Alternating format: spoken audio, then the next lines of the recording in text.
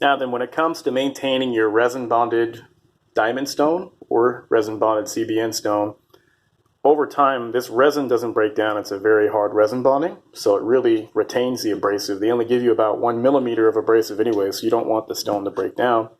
The problem is the stones are very prone to loading. So these glaze marks you can see on there is the stone actually loading.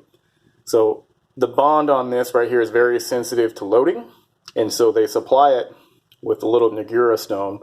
It's like a green silicon carbide stone with a very hard bond, and the idea with it is that you use it like a Naniwa, not to build mud, but just to clean the glazing, because this bonding doesn't actually break down to reveal fresh grit.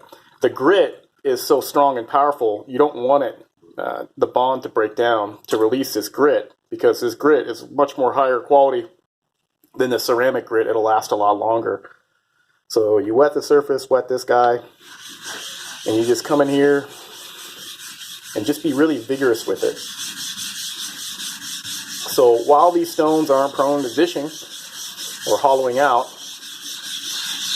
in order to keep them at their highest level, you need to basically remove that glazing.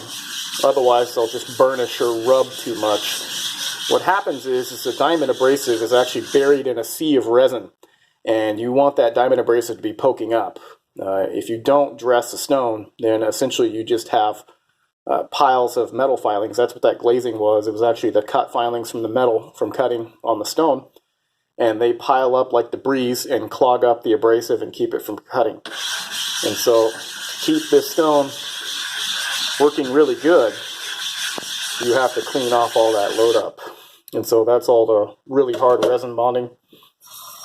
The reason why you use this stone right here and not like a diamond stone to flatten is because this is hard enough to cut the hard resin bonding, but it's not so hard that it would tear the shit out of the abrasive. So all we're doing is we're cutting down the resin and we're leaving the really powerful diamond abrasive in place.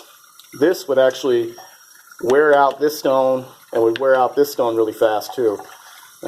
It would tear up the diamond abrasive that we have in here. So you don't want to use a diamond flattener on a resin bonded diamond stone. You want to use silicon carbide.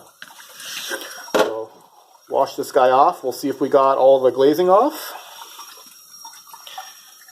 And looks like we got the glazing off on there, so we're good to go. That's how you maintain your resin bonded diamond stones. Doesn't matter if you have a Naniwa, if you have one of the CBN stones I have, or if you have one of these Naniwas, then this is how you maintain them.